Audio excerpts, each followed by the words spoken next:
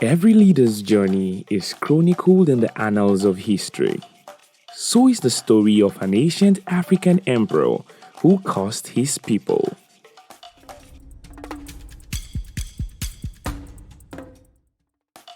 In the heart of Yoruba land, during the 18th century, a monarch named Oba Aole ascended to the throne with great expectations. His coronation brought hopes of prosperity and stability to the kingdom. Little did the people know that his reign would become a dark chapter in their history, marked by oppression, suffering, and a lingering belief in a curse. Oba Aole initially charmed his subject with his regal attire and imposing presence. He promised peace and prosperity, and the kingdom would flourish under his leadership. The people rejoiced, believing that their future was bright. King Aole was known for his quick temper.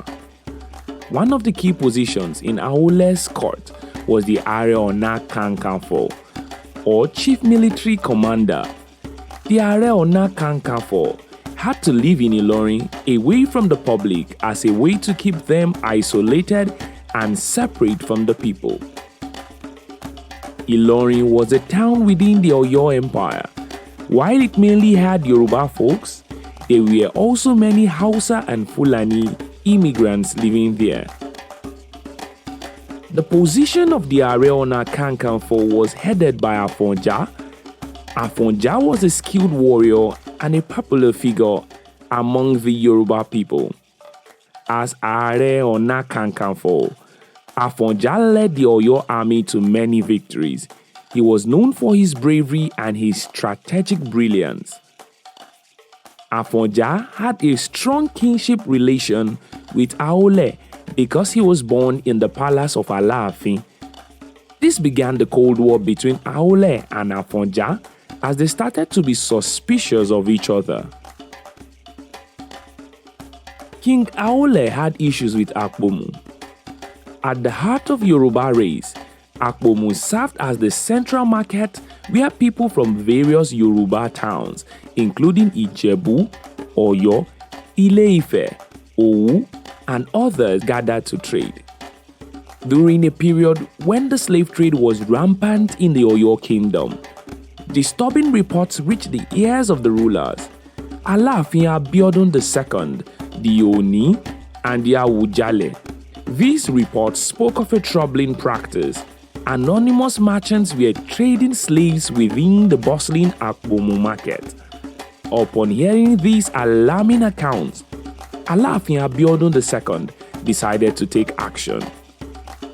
He sent a message to the Baale of Akpomu, urging him to appoint undercover officers to secure the town's outskirts, ports, and the entire vicinity.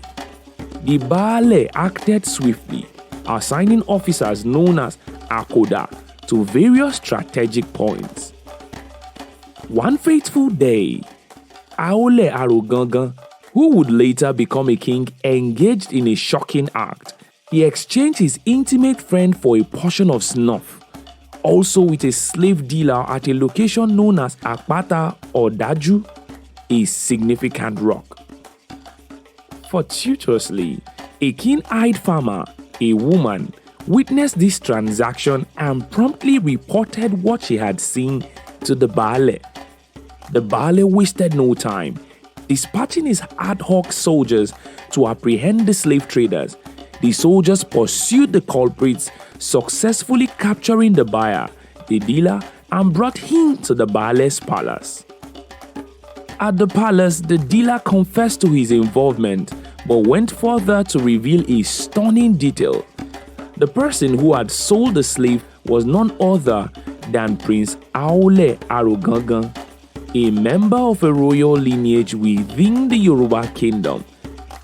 Given Aole's royal status, Oriade, his punishment was relatively mild. He received a limited number of lashes with a cane and faced a temporary ban from visiting the market for a set period. After some years following the slave trade incident, the then Alaafin of Oyo, Alaafin Abiodun II, passed away. He was known as a kind and generous king with a charismatic reign, often regarded as one of the most peaceful periods in the Oyo Kingdom's history.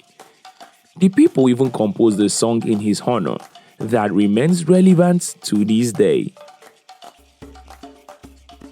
Upon Alaafin Abiodun's death, the royal succession led to the Aole lineage, and Aole Arogangan assumed the highly esteemed royal throne.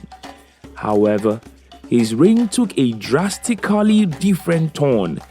Aole, unforgiving and unrelenting, used his newfound royal influence to settle scores with those who had offended him before he became king.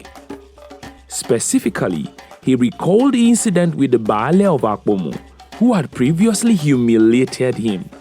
Aole decided to exact his revenge. He then decided to send his heir Ona Kankanfo Afonja on this mission.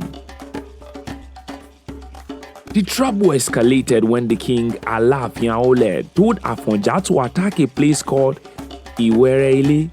This was an international setup by Alaafin Aole.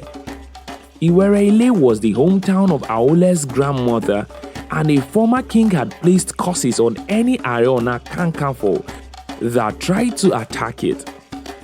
Afonja knew this was a dangerous mission because it was like a suicide mission.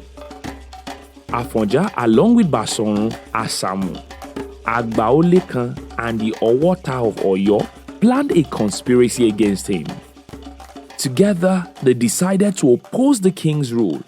Afonja also sought the support of Shehu Alimi, who had both spiritual and military power. They laid siege to Oyo city for several weeks and symbolically sent an empty covered calabash to the king, signifying his rejection and prompting him to abdicate the throne. The empty calabash is a coded message, meaning that Aole should commit suicide. Such a message from Are to Alaafin was strange. It had never occurred in the history of Yoruba land. You can think about it as a coup in modern-day politics. In the past, calling for the death of a monarch was the worst type of disloyalty that could be committed because it was bloodletting, which was not acceptable in the Oyo Empire. When Alaafin Aole opened the calabash, he expected to see Afonja's head in it because he had heard the news of the defeat of the Yoruba army in the Takma War. He was therefore surprised that Afonja could have the nerve to call for his life. When Aole saw that the calabash was empty, he paused and looked up at the sky. Staring at the sky for a long time, the palace court was in full session. Most of the chiefs were present. Hunters were there too. They watched as the Aole Tiathix held them spellbound. After what could be regarded as a long time staring at the sky, Aole stood and walked into his palace. He came back in an instant and sat on his throne. He, however, carried a gun. He beckoned one of the hunters to come closer to him. He handed the gun to the hunter and ordered him to shoot anything he saw in his front. At that point, Aole stood up and started raining curses on Yoruba. He said they would never know unity on common goals and aspirations. They would never be united for any purpose. That disunity would dog the ethnic group for life. To Afonja, Aole sent an imprecation. To the Are, Aole said that for his betrayal, Afonja and his children and unborn generations would be second-class citizens in Ilorin. In the years that followed, the Oyo Empire began to decline. Internal conflict and rebellion grew, and the empire lost much of its territory. The Yoruba people encountered a number of wars, such as the Kiriji War. To this day, many Yoruba people believe that Aole's curse is still affecting them. They point to the divisions and conflicts within the Yoruba nation as evidence of the curse's power. However, Some believe that Aole's curse is nothing more than a myth. They say the Yoruba people's problems are due to internal divisions and weaknesses. Oba Aole's curse on Afonja, which condemned him to a life as a second-class citizen in his own land, can also be perceived to have become a reality. After Oba Aole's passing and the conflict subsided, Alimi, a Fulani, whom Afonja had previously sought spiritual guidance from to deal with Oba Aole, took on a new role as a teacher for Afonja's children. Alimi was the first Fulani man to settle in Ilorin. Afonja, desiring his offspring to inherit the knowledge of power, had Alimi educate his children. Alimi began imparting the teachings of Islam to Afonja's children. It was through this education that the seeds of Islam started to spread in the Yoruba region. Alimi was able to consolidate his power and establish himself as the undisputed ruler of Ilorin. He went on to expand the territory of Ilorin and make it a powerful state in the region. Whatever the truth, the story of Oba Aole and his curse is a cautionary tale about the dangers of tyranny and the importance of unity. It is also a reminder that a powerful man's words can profoundly impact the lives of his people. I'm sure you have learned a thing or two. Do well to subscribe to our YouTube channel and also click on the notification button so that you will be alerted anytime we post a new video. This is African History Television.